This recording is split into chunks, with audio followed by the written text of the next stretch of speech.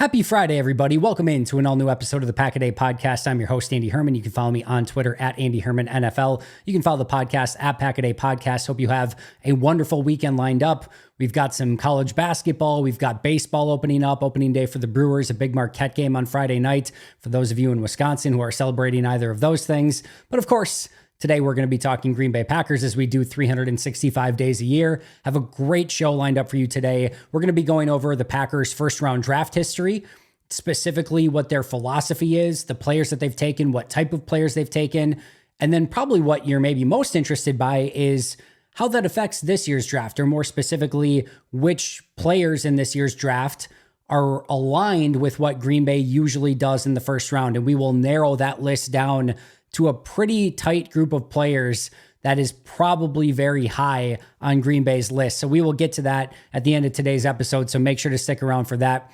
Very quick, huge shout out to Rick Sturr, David Boyson, and Walter Schuda for becoming brand new Pack a Day Podcast YouTube members. Appreciate you guys a ton. Hope you're enjoying all the great content out there. Meanwhile, just a couple news and notes from Packers land. Greg Joseph, the kicker, officially a member of the Green Bay Packers, officially official, as Ian Rappaport would say. Meanwhile, Josiah DeGuara, now a member of the Jacksonville Jaguars. I don't think anyone really expected DeGuara to be back in Green Bay. He was one of the Packers' lone standing free agents that were still out there. But at this point, he is now a Jacksonville Jaguar. This does open up potentially some opportunity. Tyler Davis, this probably helps. Henry Pearson, this probably helps with DeGuara not coming back. Even though we didn't expect it, we didn't really expect Dillon back. And if there was a vet minimum contract to be had or something, it wouldn't have been insanely shocking if Green Bay said, all right, we'll bring you back for training camp at least. But he goes in another direction. Like I said, Tyler Davis in that number 4 sort of tight end role, that could open up some things. Henry Pearson as a legitimate fullback H-back option. He was on the practice squad a season ago, did play in some games. So that's another option for Green Bay. Both of them are going to obviously have to earn training camp spots, but with less potential competition, it could be benefits for them. And, obviously wishing Josiah DeGuara the best of luck in Jacksonville. His tenure in Green Bay never really went as anyone was hoping or expecting it to. The 3rd round pick for Josiah was always super, super aggressive. Going H-back fullback in the 3rd round of a draft is a pretty tough sell. That being said, I went through this today. Well, Josiah DeGuara can be pretty much labeled as a bust of a top 100 pick for Green Bay. Here were the next 22 picks on the board. McTelvin Agim, Lucas Niang, Jacob Phillips, Malik Harrison, Matt Pert, Tanner Muse, Dalton Keene, Alex Highsmith, that's a very good one, Davion Taylor, Terrell Burgess, Adam Troutman, Tyree Phillips, Akeem Davis-Gaither, Sadiq Charles, John Simpson, Darnay Holmes, Solomon Kinley, Josh Kelly, Troy Pride, Lecky Fotu, Harrison Bryant, and Ben Barch. That's it. That is the next 22 picks. Now, Alex Highsmith has been phenomenal for Pittsburgh. So he was out there, he was out there right around that draft pick. That's a very, very good pick for Pittsburgh. But if you look at the 22 picks, 23, including DeGuara, I mean, DeGuara might be like 4th on that list, or at least in that conversation. You've got John Simpson, who just signed a pretty big contract in free agency this year to become to be a starting guard, but he's been fine, but you would put him ahead. Alex Highsmith, you would probably put ahead. And then, really, Sadiq Charles got a minimum contract with the Titans this offseason. Tyree Phillips is not on a team right now. He's a free agent. He's been a Royce Newman-esque offensive lineman. Harrison Bryant has been a bit player on a team. You could make an argument that Josiah DeGuara is like the 3rd or 4th, maybe 5th best player on that list in that group of players. So yes, Josiah DeGuara was a bust, but so was almost every single other player right around that time in the draft. Sometimes it just happens that way. Green Bay took a player they thought they could get some use out of that could play a very specific role. He didn't play it well. He had a couple big plays. The fact that he actually has like a couple touchdowns and stuff on his resume literally probably puts him, like I said, 3rd, 4th, 5th on that list of 22 players that were drafted right around that time. So it didn't go according to plan, but basically no one did. That 2020 draft, the whole COVID situation, it just didn't go great for a lot of teams, and specifically in that range of the draft. But Josiah DeGuara, moving on. By the way, I posted this on Twitter. Number 81, sort of a low-key kind of curse number for Green Bay. Now, Desmond Howard, and I'm just talking like since like 1990 and beyond, but Desmond Howard, clearly 81 Super Bowl MVP, that was an important one. But ever since then, your two best players since Desmond Howard to wear number 81, Geronimo Allison and Andrew Corliss. Those are probably your two best number 81 players. It has not been a jersey number for successful players more often than not, at least since the last 30, 40 years-ish. But hopefully somebody can change that in the near future. Last but not least, just a really quick one. Luis Riz-Zamet, the rugby player who I mentioned was going to come to Green Bay for a visit, potential international pathway program player, would be able to be signed right away. His visit with Green Bay did not happen. The Kansas City Chiefs did sign him prior to him visiting Green Bay, so he is off the market and will not be a member of the Green Bay Packers. All right, that brings us to our main topic for today, and that is the Packers' first-round draft history. And if you look at what Green Bay's done, and I'm going to go back here when I'm talking about this topic today, I'm going from Ted Thompson to today. So Aaron Rodgers to today. And that is obviously back in 2005 when they selected Aaron Rodgers. So we're looking at a pretty significant period of time here and a lot of draft picks that we're going to go over.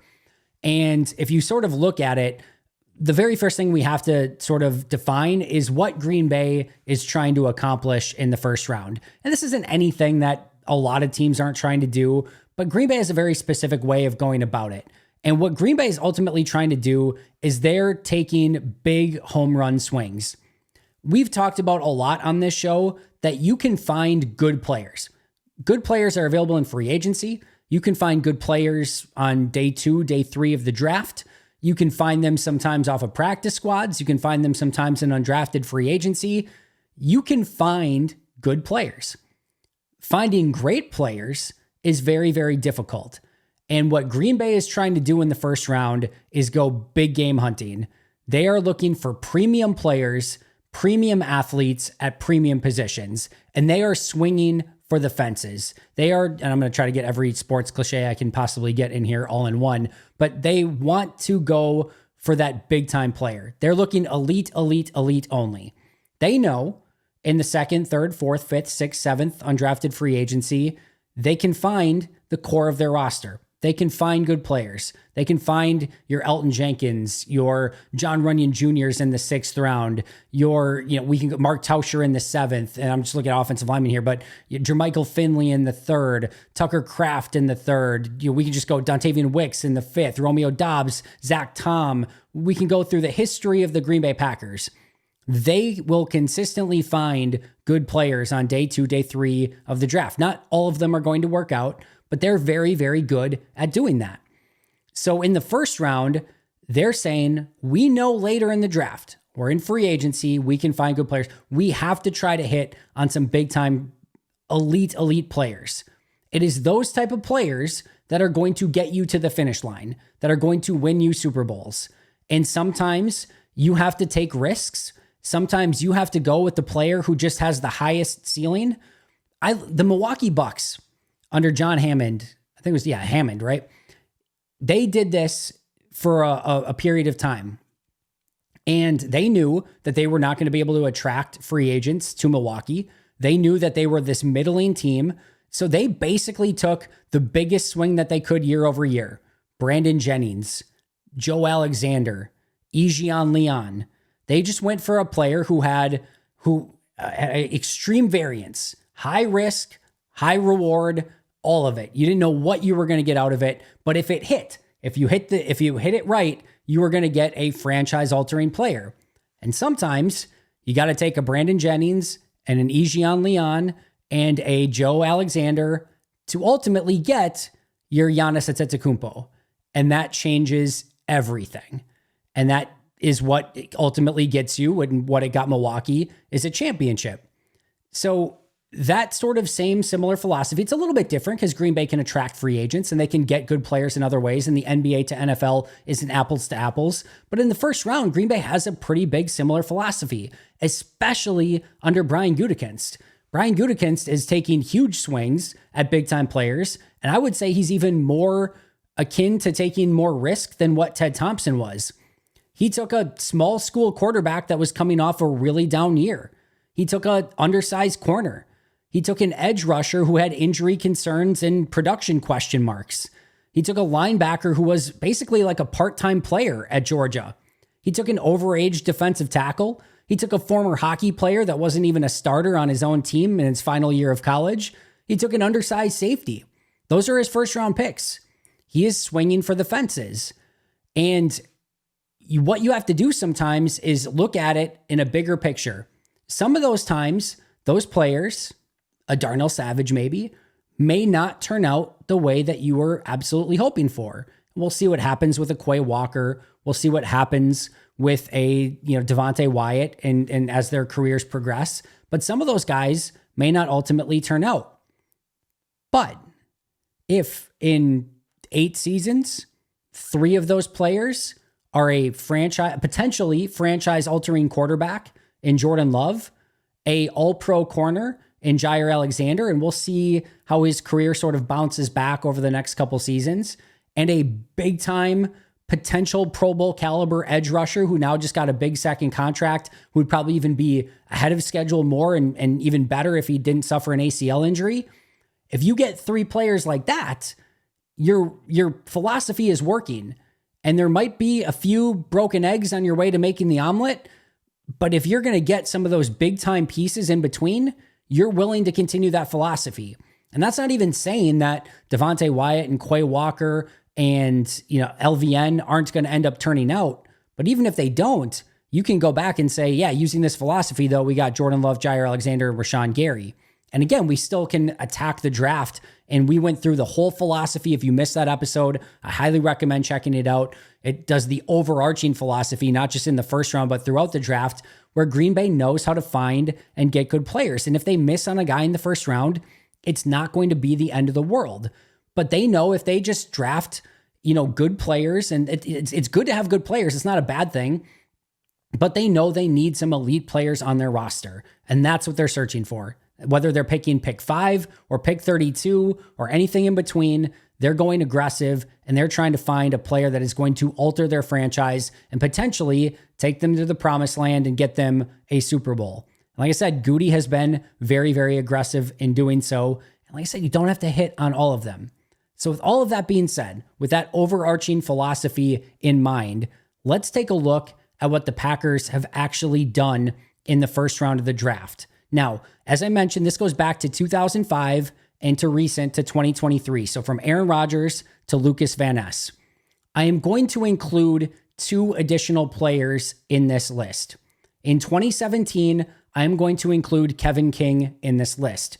Reason being, he was, I think if I remember, the first pick of the second round, and he was their top pick in that draft. So even though he wasn't a first rounder, he was their premium pick, their first rounder. Same goes in 2008 for Jordy Nelson. They traded back a little bit. He was still their first pick in the draft.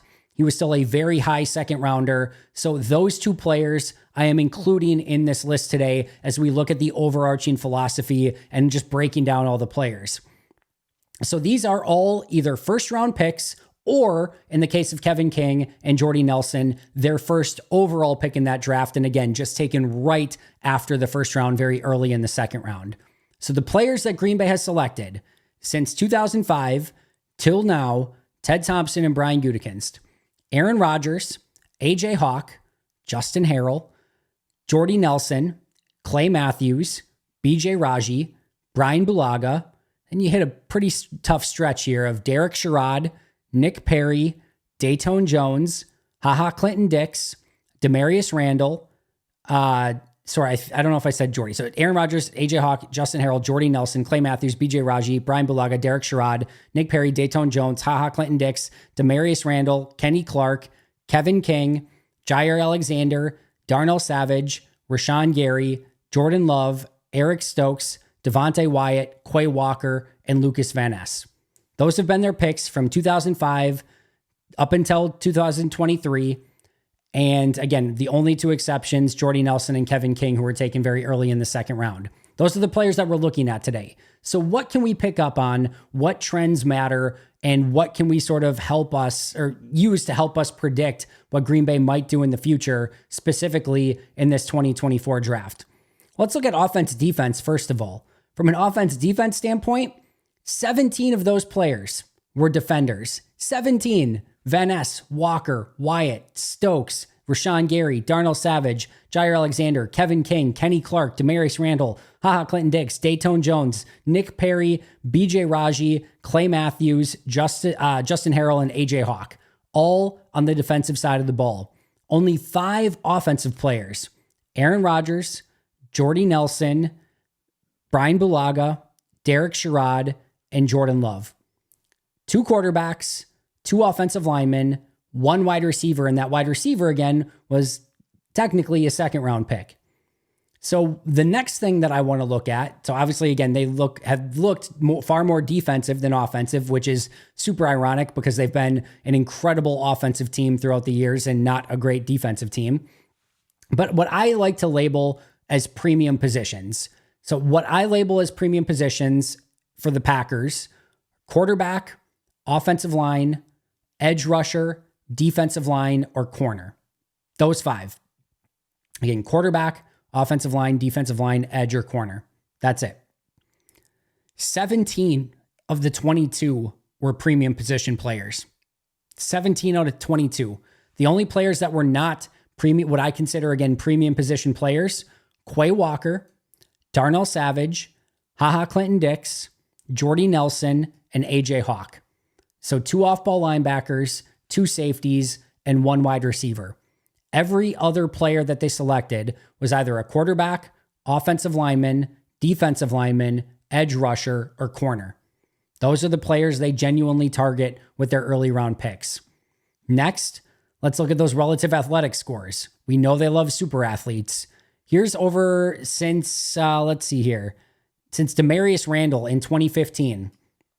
And we'll go from Van Ness to Randall. Here are the RAS scores: 9.37, 9.66, 9.64, 9.42, 8.43, which was Jordan Love, 9.95, 8.46, 9.49, 9.93, 8.0, 8.63. Their last 11 have been relative athletic scores of 8 or above. Clinton Dix was a 5.54. Before that, Dayton Jones, 8.44, and Nick Perry, 9.44. So really going back to the 2012 draft, so over a decade now, they've selected everyone over an 8.0 relative athletic score except Clinton Dix. Before then, they were a little bit more lenient on the athletic side. Sherrod was a 6.25, Bulaga was a 6.68, Raji was a 5.5, Clay Matthews was a 9.63, Jordy was a 7.1, Harrell was a 7.0, AJ Hawk was a 9.56, and Aaron Rodgers was a 6.32.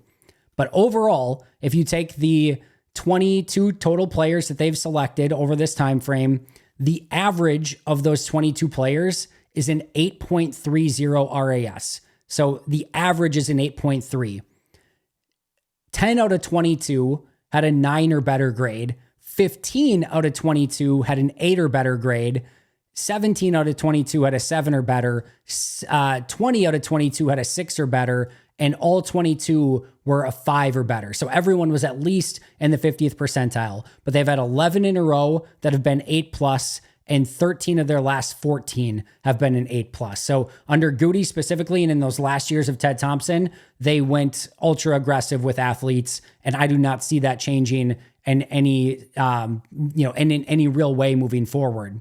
Next, how about what conference they come from?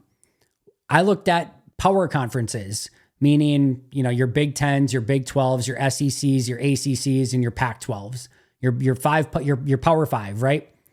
Out of 22 players that they've drafted, 21 out of 22 were from a Power 5 conference. The only outlier was Jordan Love from Utah State. They've taken a Power 5 player with every other one of their top draft picks or first round picks, or the 22 players we're discussing today. Jordan Love was the only outlier. How about age? Age is another one. So they did not take any player who was over 23 years old, which is pretty common. Most players aren't 24 or above, especially at this point, but they have not taken anyone over the age of 24. They have only taken 3 players who have been 23 or older on draft day. Only 3 players 23 or older. Those 3 players, Devontae Wyatt, Demarius Randall, and Justin Harrell. So far, we'll see what happens with Wyatt, but so far those have not turned out very well for them. Every other first-round pick has been 21 or 22 years old. 19 of the 22 have been 22 or under, with half of them, 11, being 21 years old and 8 being 22 years old. They like younger premium players. As far as how they acquired those players, 16 of the 22, they stuck at their draft position. They didn't move around at all. 3 out of 22, they moved up. That was for Jordan Love, Darnell Savage, and Clay Matthews. So more often than not, at least with Love and Matthews, it's turned out okay. There's been 2 times where they moved down and got players, Jordy Nelson and Kevin King.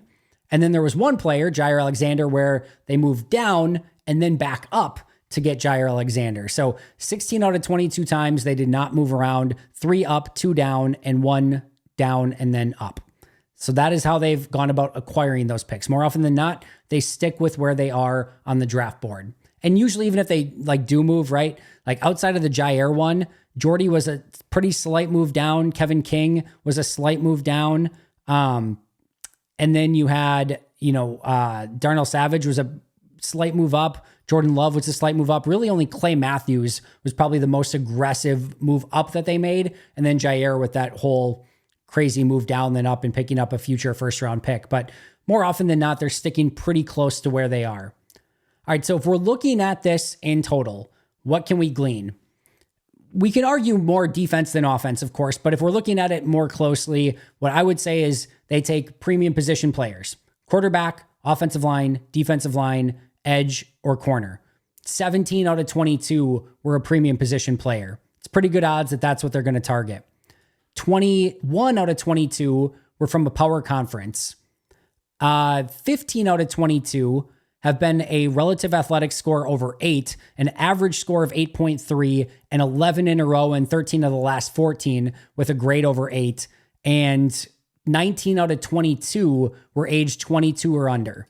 So that's what we're looking for here. So what I wanted to do is I took a look at the consensus draft board from pick 10 to pick 50, because that's probably the range where Green Bay is going to be selecting for sure, even if they move up a little bit, down a little bit, and or maybe some of these players move up in rankings as we get closer to the draft. But they're probably taking somebody on the consensus draft board between the numbers 10 and 50 at pick 25 where they have right now. So I took every player pick 10 to 50 and I said, who is playing a premium position from a power conference, who has a relative athletic score over 8 and is 22 years old or under? And wouldn't you like to know who those players are? I hope you do, because I have them for you. So here are the players that are a premium position, power conference, relative athletic score over 8, and are 22 or under, and are in the 10 to 50 range on the consensus draft board. Terrion Arnold, the cornerback out of Alabama. Olu Fashanu, the offensive tackle. Talise Fuaga, the offensive tackle. Byron Murphy, the defensive lineman. Nate Wiggins, the corner. Amarius Mims, the offensive tackle. Chop Robinson, the edge rusher. Tyler Guyton, the offensive tackle. Graham Barton, the offensive lineman. Jordan Morgan, the offensive lineman. And Kingsley Sumatea, the offensive lineman. In addition, there are 3 players that meet the criteria but have not done testing yet, which means we don't know their relative athletic score yet. But if they did testing, and I know one of these players for sure is going to do a pro day before and do testing before the draft. But if they tested well enough, they theoretically could make this list as well. Those 3 players: J.C. Latham, the offensive lineman from Alabama, Cooper DeJean from Iowa, and Jazir Newton, the defensive lineman from Illinois.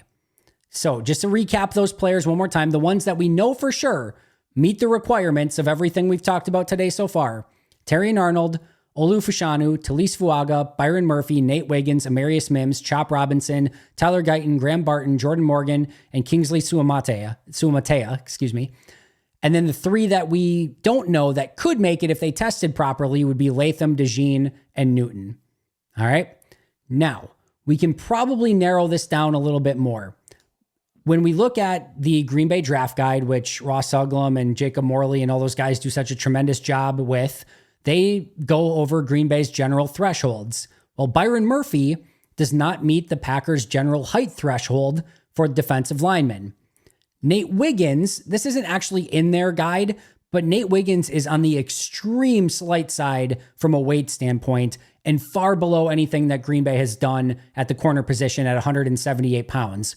In all likelihood, he does not meet their weight requirements. Chop Robinson, the edge rusher, doesn't meet the height or weight requirements. It's highly unlikely that J.C. Latham, the big sort of, heavy offensive lineman, is going to meet their agility requirements that they usually have. And technically, Jazeer Newton does not meet the height requirements, although it is pretty close. And again, we don't know testing scores for him. We'll keep him on the board for now. So we'll keep DeJean on there as well. I would expect DeJean is going to pass all of the testing things that Green Bay would want. Additionally, I think it's probably fair to say that Terrion Arnold, the corner, is going to be gone by pick 25. All signs point to him being arguably the top corner in the draft and likely gone by pick 25. So who does that leave us with? It leaves us with Olu Fashanu, offensive lineman, Talius Fuaga, offensive lineman, Amarius Mims, offensive lineman, Tyler Guyton, offensive lineman, Graham Barton, offensive lineman, Jordan Morgan, offensive lineman, Kingsley Suamatea, offensive lineman, Cooper DeJean potentially at corner, and then Jazeer Newton potentially at defensive line. That is a lot of offensive linemen. I should have mentioned, by the way, I didn't put any quarterbacks on this list because we know Green Bay is not going to take a quarterback in the first round. But if you were betting any legitimate money on Green Bay based on all of their draft history, and I want to be very clear here, this is not my final list. I have not scouted every single one of these players. I'm not saying every one of these would be a great pick for Green Bay. I'm not saying that every one of these guys is for sure on their draft board. They could have a character red flag, an injury red flag. Who knows? Like, those are within the realm of reason. And I'm not saying that they couldn't take a linebacker or a safety. They've taken linebackers and safety in the past. Edgerrin Cooper, maybe they could really like him. I don't think probably safety in the first round, but maybe Jaden Hicks gets his stock up with his recent workout numbers. Maybe those guys could work their way in. But if we're using Green Bay's historical trends, going over premium positions, relative athletic score over 8, 22 or under, power conference player, and breaking it down by that, and you then sort of narrowing it down even more by Green Bay's usual numbers and thresholds at the different positions, it is a list of 7 offensive linemen, a corner potentially, and then Jazeer Newton potentially, who technically doesn't meet their height threshold, at least what they're like, but he's close enough where it's at least considerable. So if I were a betting person right now, I'd be putting a lot of money that Green Bay takes an offensive lineman, not to mention that it matches pretty aggressively with a need of theirs. They need to be in the market for offensive linemen. Cooper DeJean could very well be in that, especially if he tests well as expected at his pro day. And then we'll see if Newton tests before. I don't know if he's supposed to or not. But this might legitimately come down to which of these offensive linemen, and maybe Cooper DeJean if he's there. And maybe I think Edgerrin Cooper might be another one that could theoretically get his name in that conversation as well. And we have seen them take Quay Walker and AJ Hawk in the past at linebacker, who tested both as freak athletes. Walker a 9.66, Hawk is a 9.56, and we know Edgerrin Cooper tested through the roof at his pro day as well. So maybe add him to that list. But man, the overarching results here, if we're going based off of Green Bay's trends, offensive line, and so on and so forth. And maybe, just maybe, a Cooper DeJean as well. All right, friends, that's all I got for you today. A little bit shorter than normal, but not by a ton. I hope you guys appreciated this episode. Obviously, let me know if you have any questions about their overarching draft philosophy, but that is their first round in a nutshell. Premium positions, big schools, young players, high-end athletes, and they're swinging for the fences. And that doesn't necessarily mean an offensive lineman can be a swing for the fence. You can get a big-time player on the offensive line that can help you for a significant period of time. You can make the argument when Green Bay's gone offensive line. Obviously Bulaga worked out well, but Derek Sherrod did not work out as well. And they've had such great, they've done such a great job in later rounds selecting offensive linemen. I know some people are like, oh, why do you need to go in the first round? I think the big differentiating factor here is they need depth now. They need guys who are ready to play right now. You don't necessarily have the time to take those 4th, 5th, 6th round players and develop them for 2 or 3 years. They need legitimate depth on that offensive line right now. All right, friends, like I said, thank you so much for being here. Appreciate you guys a ton. Of course, I'll be right back here tomorrow with an all new episode, 365 days a year. We'll never miss it. And even if I do, I'll have fill-ins for you because we never miss a day.